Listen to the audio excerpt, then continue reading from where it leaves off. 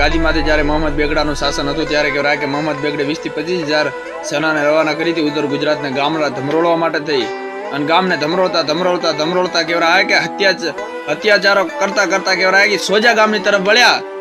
અને સાહેબ બાપુને ખબર પડી વેલુભા રજપૂતને જે ગાદીપતિ હતા કે આપણી બાજુ કહેવાય કે મોહમ્મદ બેગડે ગામોને ધમરોળવા માટે થઈને સેના મોકલી છે 20 થી 25,000 અને કહેવાય કે ગાયો માટે બેન દીકરી અને આબરૂ માટે થઈ અને વેલુભા રાજપૂત અને મુઠ્ઠીભર રાજપૂત સેનાને લઈને યુદ્ધના મેદાનમાં ઉતર્યા હતા 150 થી 200 ગામોની રક્ષા કરવા માટે થઈ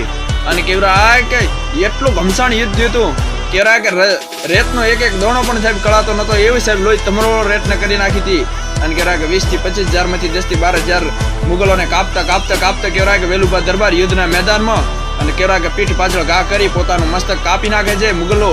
અને મસ્તક કાપ્યા કેડે પણ સાહેબ યુદ્ધના મેદાનમાં હાહાકાર મચાવી હતી જે મુગલોએ દ્રશ્ય વાળ્યો પણ હાથી વગરના હોંડી વગરના હાથી ધડ વગરના માથા વગરના ધડ બાટકા બોલાતા હતા અને યુદ્ધના મેદાનમાં ત્યારે કહેવાય કે જે સેનાપતિ હતો એમને એમની તલવાર એમના ચરણોમાં મૂકી હતી અને કીધું હતું કે મારી હાર થઈ છે અને સાહેબ કહેવાય કે આજે પણ સોજા ગામમાં સાહેબ વેલુભા રાજપૂતનું માથું તો સાહેબ દુશ્મનો લઈ ગયા હતા ધડ આજે પણ એમનું પૂજાય છે એવા સાહેબ ઉત્તર ગુજરાતના ધરતીમાંથી એવા ઉજળા ઇતિહાસ થઈ ગયા છે જય જગદંબા જય વીરતા।